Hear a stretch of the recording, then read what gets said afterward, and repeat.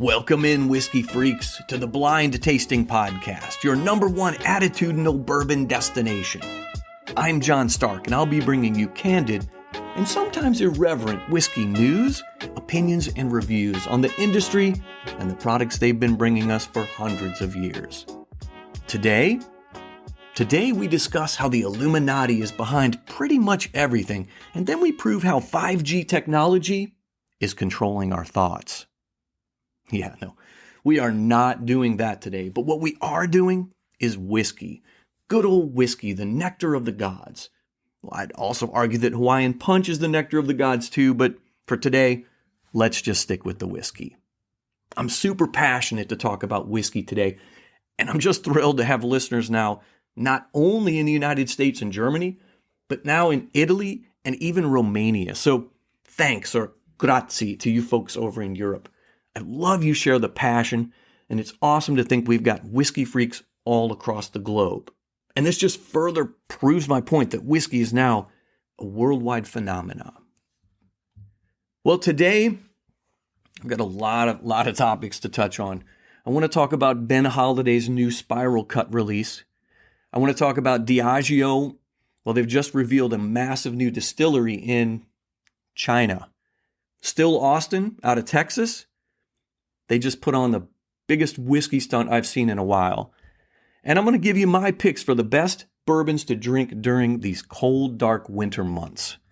And finally, I review a Texas rye whiskey.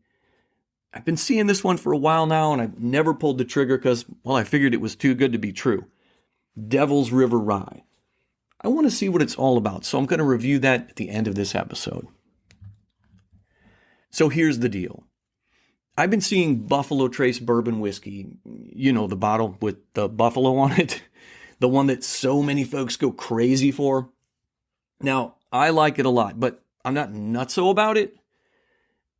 Well, it used to be really hard to find. And, well, that's the good news now. I'm finally starting to see it a lot more. And I'm seeing it for reasonable prices. So, and hear me out here. I love this stuff. For $30, if you can get it for that, it's a banger all day, every day.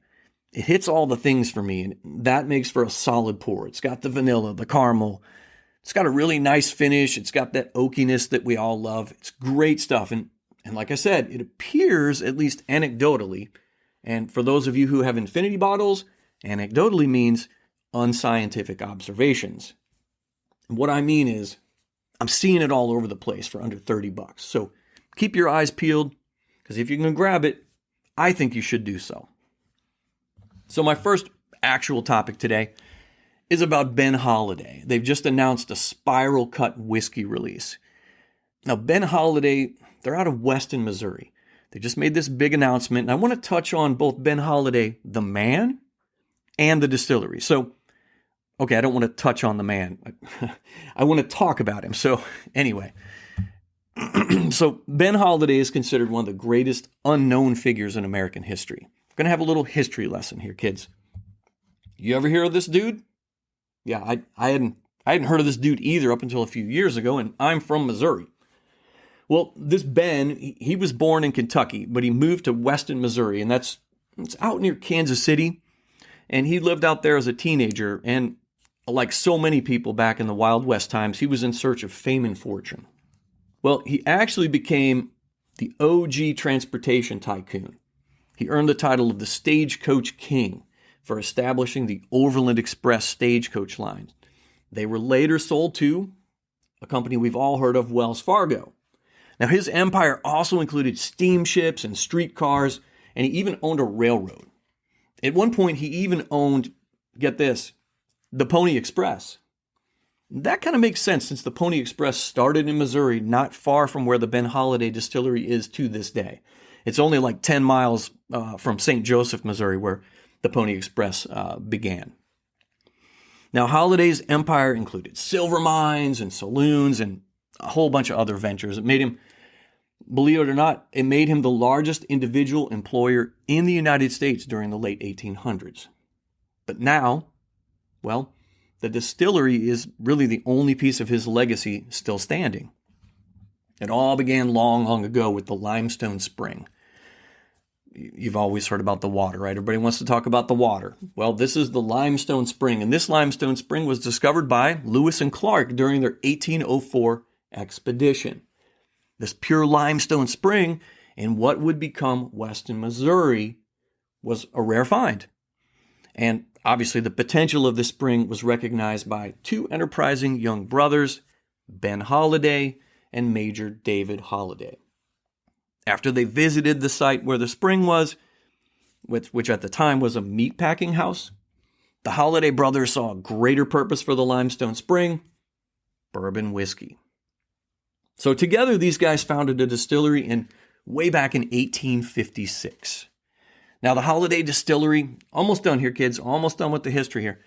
The Holladay Distillery changed hands over the years with different owners and names before finally becoming McCormick Distilling Company in 1942. We've all heard of McCormick. They're a food and spice company. Now, in 1993, the distillery was bought by Ed Petcher, Mike Greaser, and a small group of investors. And since then, it's been growing and expanding, and in 2016, the distillery returned to its bourbon-making roots and proudly back to the name Holladay Distillery. Now, it's still operated by McCormick Distilling, though. So, a fun fact about Holladay: the Holladay Distillery is the oldest operating distillery in the state of Missouri. Now, I want to talk about their latest release. It's from what they call their Ancient Cave Collection, and it's aged for 6 years in a charred white oak barrel, and then it's transferred to a spiral cut barrel for an additional year of aging. Now, this was really interesting to me, and that's one of the reasons I'm bringing it to you today. What is spiral cut? So, the Holladay Distillery had Independent Stave Company. We've all heard of Independent Stave. They took a traditional oak barrel with a level 4 char, and they use a special tool to scrape the char from the inside of the barrel, and they leave it inside the barrel during the aging process. And this method gives the whiskey a much stronger wood flavor compared to regular barrel aging. And what is the Ancient Cave, actually? Well, the Ancient Cave, it's the oldest structure at the distillery property. It dates back to 1837. It's really a cave, and they've blocked off the front of it, and they've added 72 ricks inside it to house barrels, and that's where they do several types of experimentation and aging, different toasting methods, different types of oak, and in this case, the spiraling. So, like I said, the cave is a real cave. It maintains a constant temperature of 60 degrees, which, according to them, is an important control variable in their process. Like I said, they're doing experiments. You want to keep some of your variables constant. So I had to mention this release because, number one, I'm from Missouri, and number two, this whole cave thing is pretty intriguing to me. One of these days, I've got to get out there and tour it, and I'll report back to you guys what I see and what I find. So I'm making a mental note to take a trip. I probably need to tell my wife about that. So the Ancient Cave Collection Spiral Cut release came in at 100 proof. Now, they only had it for a couple days available for purchase at the distillery. They had it back in November, I think for 2 days. It sold out in 2 days. The SRP was only $44.99, which I would have bought a couple bottles if I could for that price, and evidently everybody that could get their hands on it did. So the spiral cut thing was obviously very popular. So as we all know, Missouri is the show me state. So at some point, I'd like Holladay to show me what they've got going on out there. My understanding is there will be more Ancient Cave releases from time to time, so I'm going to keep my eyes on Holladay Distillery, and I'll report back if I hear anything. So Diageo, they've just revealed a $120 million Chinese whiskey distillery project. Remember, I mentioned early in this episode we were going to go global again today. Whiskey, a global phenomenon. So now it brings us to China. And Diageo, the company behind, Johnny Walker, Bullet, Dickel, Crown Royal, among dozens of other spirits that they produce. Well, they've opened their first whiskey distillery in China. They've called it Yantou. Okay. As part of this $120 million investment, they say this massive project will take shape over 9 years, and they're aiming to strengthen Diageo's position in this growing Chinese whiskey market. And more on that in a few minutes. They say the distillery is located at 6,900 feet above sea level. And so it benefits from a cool climate. It's got spring water from a nearby lake and local resources like Yunnan oak trees for making whiskey barrels. So they've kind of got everything they need right there in this one spot to do everything they need to do.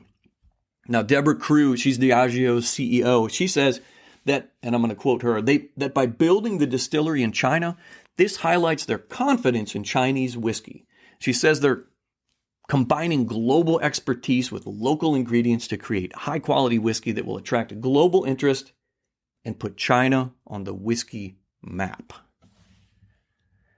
So the new distillery will have a visitor center. They'll have tours and tastings and cultural events. And they have, and I'd love to see a picture of this at some point, I guess once they get it all together. They're going to have a 90-foot high whiskey barrel tower, and it's going to be decorated and made with 1,000 used whiskey barrels from around the world. So I got to thinking. Yeah, not that, right? I got to thinking that Diageo's project here it's really not alone. It's really part of a larger trend that we've been seeing as other companies like Pernod Ricard, Angus Dundee, these other distillers are also investing in whiskey distilleries in China. You probably know Pernod Ricard. Think about Absolute Vodka, Jameson Whiskey, the Glenlivet, many others. Now, these are big players. All these big distillers are trying to tap in on the possibly huge Chinese market. They wouldn't all be doing this if they didn't see something there, right? This interest in whiskey among 1.4 billion potential drinkers. And they're trying to establish China as, we've already seen this from the CEO of Diageo, they want to establish China as a whiskey-making destination. So it's totally true that China is expanding their market. China has a huge growing middle class of folks who have extra money to spend on things like alcohol. And they've got a huge interest, from what I'm seeing and reading, in premium spirits. So again, it's a key market for whiskey. Believe it or not, China allows companies like Diageo and others to directly cater to the rising local demand, and especially for high-quality products. I believe that because it's cheaper to do business in China than many other places. I mean, think about where everything you buy comes from. Most often you look at the tag, where does it say? Yeah, it says China. It says made in China. Well, there's a reason for that. They've got low labor costs, they've got lax regulations, low taxes, so it only makes sense for the big distillers to look to China. Now, the problem is, are we going to start getting cheap whiskey made in China and brought back to the U.S.? Another question I have is, will these distilleries turn the distilleries here in the United States that we all know and love into museum pieces, just a tourist attraction? Kind of a reminder of days gone by? I'm really giving this some thought here, kids. Because if you think back, think back 40 or 50 years, most stuff. Well, a lot of stuff was made in the USA. And now, 40 years later, yeah, exactly, it's made in China. Could whiskey fall victim to the made in China effect? Ask yourself, will U.S. distilleries be able or even willing to keep operations going here in America the same when they can potentially produce whiskey in China on the cheap? All right, so you might be laughing at this point. Oh, this blind tasting fool, what an idiot. But think about it. Nobody, ask your grandpa. Nobody 50 years ago ever thought that when we went to buy a car, it would be made anywhere but Detroit, here in America. Nobody ever thought that when you bought damn near anything, it would say made anywhere but here. But we get so much of our stuff, so much of everything from China now. Ever heard of a company called Apple? Well, they build their phones in China now. What about General Electric and Whirlpool? Exactly. They build their washers, their dryers, their fridges, All this stuff is built in China. What about pharmaceuticals? Yeah, those too, they're predominantly made in Chinese factories. Not to mention car parts, chemicals, thousands of other things. So what makes you think it couldn't happen with whiskey? Or is it already happening with whiskey? I'm just asking you, just think about it. I'm going to keep my eye on this one because I think we may be in for a surprise very soon as it relates to where our whiskey is going to come from in the future. I know you can't make Kentucky straight bourbon whiskey in China. I'm not stupid. But you can make whiskey in general there. It is possible, especially when the costs are so low. Use your imagination for a minute. Just think outside the box. And damn, I hate that saying, but there I am saying it. Whatever you have to do to stretch your mind around the idea that whiskey could be made in mass quantities in China. You got to always put it in the context of, listen, these big companies, they know one thing for sure, the bottom line. So just keep an open mind on this, kids. Suffice it to say, Diageo, Pernod Ricard, and others, I don't think they're going to be the only names we have to mention in the upcoming weeks, months, and years. I believe this is a trend that might not bode well for the industry, at least here in America. Well, on to a fun story. I want to tell you a little bit about Still Austin. Again, global, worldwide phenomena. We're going to Texas now. Still Austin, in my opinion, they just pulled off an amazing bourbon stunt, and I absolutely love it. So I like this next story because my wife's from Kentucky, and so naturally we root for the University of Kentucky, and thought it would be a great SEC matchup anyway, but this game turned out to be a way for Still Austin Whiskey Company out of Texas to come up with a pretty fantastic marketing idea. Their promotion, this is so awesome. During the Texas versus Kentucky college football game, the distillery held what they called a Kentucky fill-up day. I don't know if you've heard about this. It just happened, I think it was last week. The first 500 visitors at Still Austin to bring in an empty 750 milliliter bottle of any Kentucky bourbon got to have it refilled with Still Austin's cask strength bourbon for just $1. Now their bourbon, the cask strength, it's typically priced at like $60. So folks got a pretty sweet deal as part of this big marketing shtick. You know how I feel about shticks, but good grief, you're getting a bottle of whiskey for $1? Now, they say the bottles had to be clean. They had to have their original caps and all that good stuff. But then Still Austin filled them, resealed them, and actually relabeled the bottle with their own brand. The big event also featured a game watch party. They had Texas fried chicken, frozen Texas juleps, and of course, what party would be complete without an armadillo derby? My big point here is that the distillery is really using this event to challenge that long-standing belief that great bourbon only comes from Kentucky. And I hate to tell them, but really, most of it really still does. Now, the Still Austin CEO, Chris Seals, called the idea a myth, but at least he put his money where his mouth is, like literally. If you think about it, they, quote, lost like $30,000 worth of whiskey for this promotion. But they got us to talk about it here, so there's that. So I guess they got quite a bit of free marketing and promotion from that. But anyway, I love that they get fired up about what they're doing down there in Texas. They're very proud in Texas. It's very cool. Big shout out to Still Austin for the cool factor they bring to the whiskey world.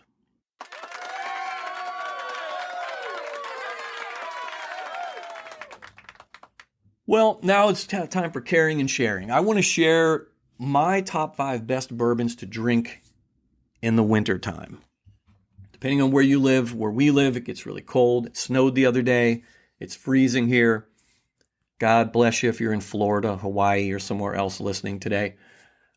It's nasty here. So we got to drink good whiskey here. We got to drink specific kind of whiskey here, in my opinion, to stay warm during these months. It's that time of year here in southern Illinois. The days get short. The temperatures get low. You need a good bourbon to kind of cuddle up with and stay warm and kind of get you through the doldrums of pretty much a bleak and blustery winter up here. So I made a list, and it's a fantastic list. It's not Santa's list. It's way better than Jolly St. Nick's list. It's a bourbon list. My top 5 bourbons to sip on during the long winter ahead. And remember, if you listen here, you know I'm not going to tell you to go grab a bottle of Weller Millennium or some other nonsense or the latest whiskey finished on the space shuttle. I'm going to tell you about things that you can get your hands on and most likely you're going to be able to afford. Y'all know, I drink my whiskey neat, always. But there's no shame in your game to drink it how you like. What do I care if you do it the wrong way? I'm just kidding, just messing around. We all know the first rule of whiskey is there are no rules. So here's my magical list. And bonus, I'm going to tell you how you might, I said might drink it. Like I said, this is a no judgment zone here. This is a safe space, if you will, if you're into that sort of crap. Anyway, here we go. The best bourbons to sip on during the cold winter months. Number 1 is Maker's Mark Cask Strength. Why did I pick Maker's Mark Cask Strength? Well, it's got that higher proof point. Usually it's around 113 to 115 or so. Provides that warming kick. It gives you that. It's got that wheat heavy mash bill. It's very smooth. It's slightly sweet, but you're still going to get that vanilla, that caramel and spice that you're looking for. It's going to keep you cozy during the cold, cold winter. Of course, I would drink it neat. You could put a splash of water in there to open it up a little bit. It is a high proof point. You may want to do that. Number 2, best bourbon to drink in the dreary cold winter months, Knob Creek 9-year. Now, I've mentioned this on a different list at one point. I think it was the list of what to get a buddy. And I chose this one because, well, it's got the full-bodied flavor that you're looking for. It's got the Jim Beam company. You know, you're going to get those flavors, the rich oak, the toasted nuts, just the right amount of spice in there. It is 9 years old, so it means you're going to get a little depth in there. Really nice to sit by a fire. Again, it's not going to break the bank. You're going to be able to find it anywhere. Again, I'd drink it neat, but you could put it on the rocks or maybe make an old-fashioned. But me, again, I'm drinking it neat, especially during the cold winter months. So number 3 on my list is Elijah Craig Barrel Proof. And I think for obvious reasons, you've got the high proof point. Usually you're going to be around 100 in the 120s. And you can actually find this one now, believe it or not, more easily than before. This and Larceny Barrel Proof too, I found quite easily anymore. And I think it's at Sam's Club right now for 60 or 70 bucks. So used to be not so easy, but I think in the last year or so, it's pretty darn easy to pick up. And the price, like I said, has come down too. And so I would say grab it if you see it. Like I said, it's got that high proof point. It's uncut. It's unfiltered. I love it. I'm loving those for me. It's really a powerhouse bourbon. You're going to get intense flavors in here. The caramel, the brown sugar, baking spice, all that good stuff. And naturally, the high proof is going to give you that warm finish, even on the coldest of nights. Best served. Again, me, I would say neat, but I could see you putting it on a cube to kind of ease down the heat just a little bit. Anyway, drink it how you want. Number 4, Woodford Reserve Double Oaked.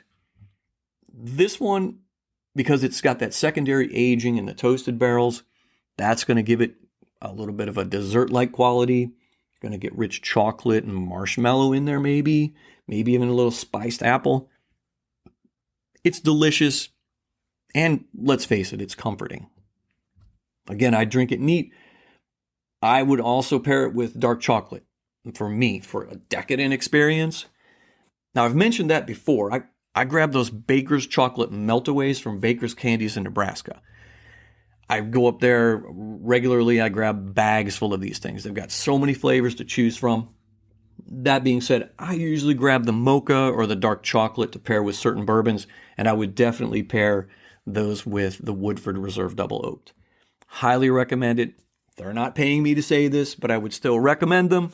Go to bakerscandies.com. I think they even ship all across the world. And number 5 on my magical list of 5 best bourbons to drink in the deepest, darkest moments of winter is Wild Turkey Rare Breed. It's got that high proof point. It's non-chill filtered, which is amazing. It's got that spicy rye, the sweet honey, a hint of orange in there. I'm always loving it. I dig a lot of that orange. I get a lot of that orange out of Four Roses, certain single barrels as well. Anyway, you're going to get that here. It's got a beautiful profile, and clearly it's going to warm you from the inside out. Now, how should you drink it? Again, I would enjoy it neat, of course, since I'm not a wuss, but I can see you putting it on a cube to bring down that proof point just a smidge. To me, that kind of defeats the purpose here, but hey, you do you. Now, you're probably wondering which of these 5 is my fave. Well, I think if you've been listening to the pod, you know it's going to be Maker's Mark Cask Strength. And I reviewed it a couple months ago. You should look at that episode and give it a listen. I think your perspective on it will be changed once you do. It is a fantastic pour. The value is outstanding. Listen to the review. Go buy it. Enjoy it.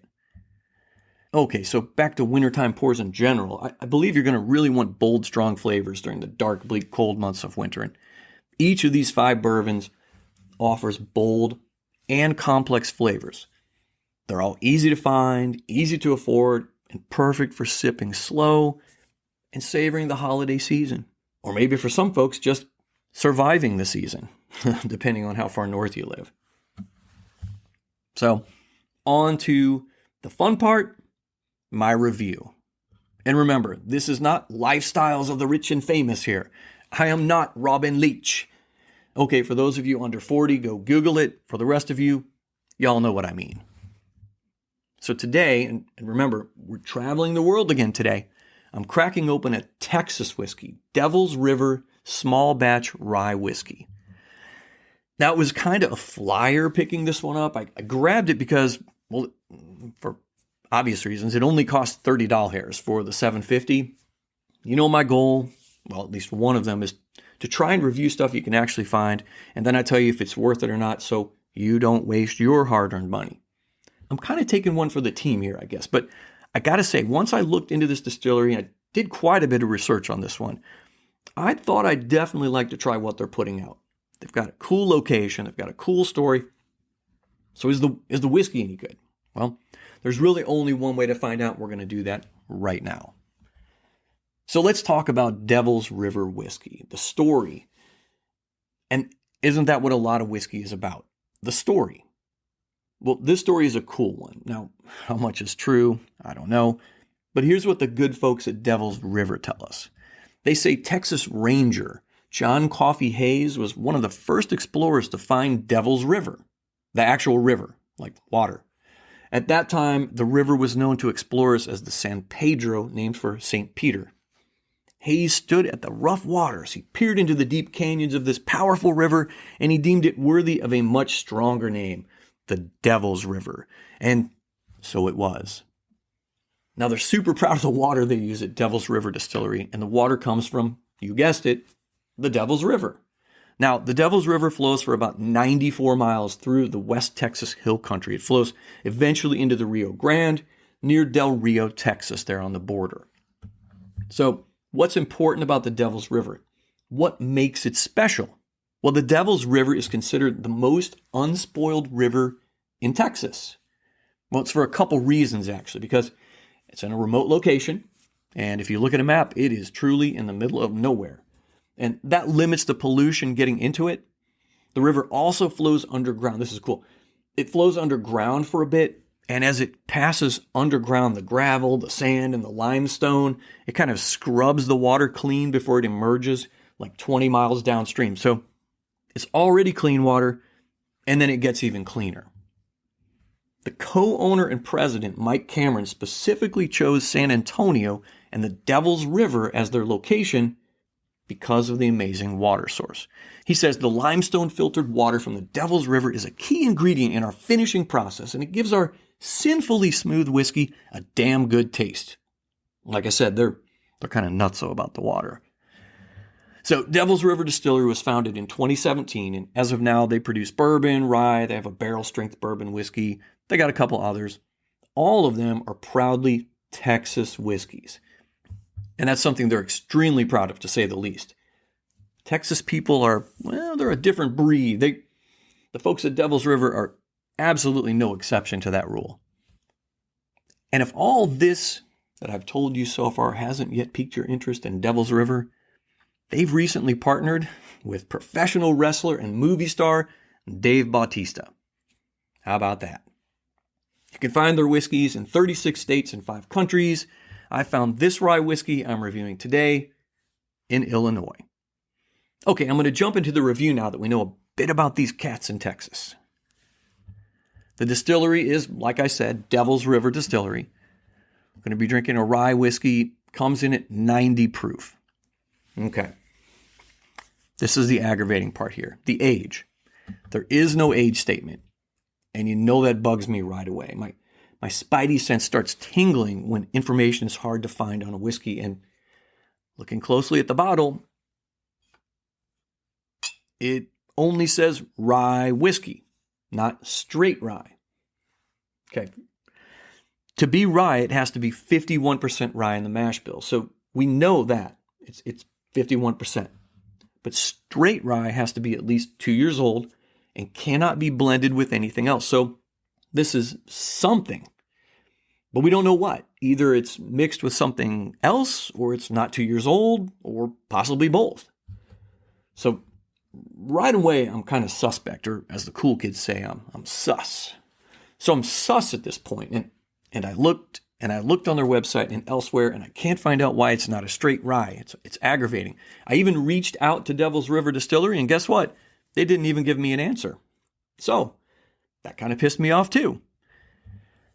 They brag about how good the water is, and they talk about how they use the best ingredients, blah, blah, blah. And then they can't even give you a straight answer on simple things like, the age or the mash bill. So, the mash bill. It's not on their website, naturally. But I found it on Caskers. Now, I don't know how they know this, but they claim the mash bill is 51% rye, which we knew, 45% corn, and 4% malted barley. So, based on this alone, it is a barely legal rye. Should be a mild rye with a lot of sweetness to it, and we'll find out here in just a minute. It's chill filtered, which I do not like. But they're very proud and excited about, for some strange reason, they're really excited about the way they chill filter it. I prefer a non-chill filtered whiskey myself, but this bad boy is chill filtered, so okay. They say the result is a deep amber color and award-winning taste. Well, we'll see about that. So let me get a pour of this in my glass, see what color I think it is.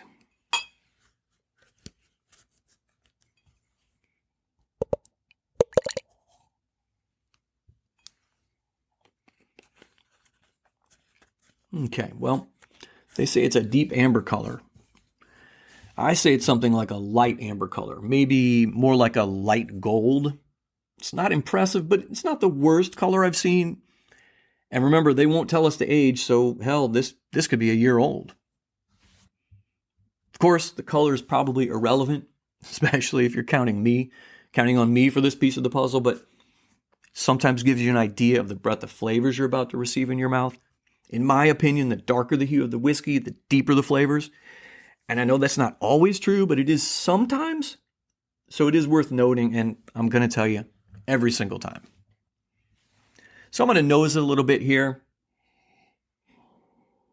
I've poured it into my blind tasting podcast etched rocks glass. It's just what I'm choosing to use today. I'm getting a sweet caramel note right away. But it's almost too sweet, if that makes any sense. No ethanol, though, so that's cool. Maybe it's weird. I've never said this before about a nosing, but I'm getting faint notes of, like, tea leaves. It's interesting to say the least, and I'm getting a terrific orange, like, citrusy thing going on, too. But there's not much else going on here. Let me get a sip of this, and I'm going to work it around in my mouth a little bit, see what we get.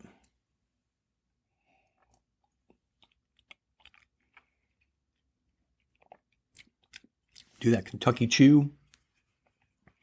Okay. The rye spice, it hits hard and fast up front. As I work it around, It's oily. It's got that weird sweetness, though. It's a very thin sweetness, actually. I am really digging those citrus notes coming through on the palate here, like I got on the nose. That's fantastic. Let me get another sip.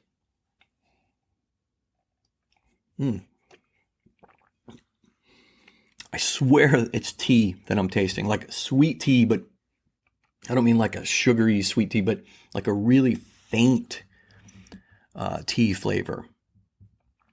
And that orangey, citrusy note, it's kind of morphed into a more astringent note. It's tolerable, but it's not as pleasant as my first sip was. The rye spice is lingering a lot longer than it probably should for a 90 proofer that doesn't have an age statement. I'm enjoying this. Mostly. Let me get one more quick sip here. Yeah, that weird kind of oily sweetness is hanging on a good while. I'm not sure how I feel about that. But we're going to have to find out what's the verdict, right? So what is the verdict? Well, I'll have the answer right after the money spot. Are you looking to update your bar or man cave with some great photographs or wall art? Head over to Etsy at famousdocs.etsy.com and pick up some fantastic prohibition, whiskey, and gangster-related photographs and wall art. And if you purchase 4 or more items, you'll get 20% off your entire order for a limited time. That's famousdocs.etsy.com, famousdocs.etsy.com, and I'm going to put the link in the show notes. So, if you've been listening, you know there are 3 possible verdicts on the Blind Tasting Podcast. Are we going to keep it, collect it, or cull it? To keep it means to proudly display it in your liquor cabinet or bar. This stuff is good for a pour anytime, but there's really no need to stock up on it since it's always available. Collect it. Grab another bottle or 2 since you find it so darn delicious or it just may not be easy to obtain. Lastly is cull it. Use it to loosen rusty bolts or sanitize a dirty toilet. In the case of Devil's River Texas Rye Whiskey, I say keep it. It's not bad. And what I mean by that is nobody's going to be impressed if you whip this bad boy out and pour them a glass. It's kind of got a strange sweetness to it that makes me a little nervous, actually, but the citrus and rye spice are mostly nice, and for most likely a very young rye whiskey, it's okay. Honestly, for $30, you'd be better off with Sazerac rye or maybe Rittenhouse from Heaven Hill. Something with a bit more character.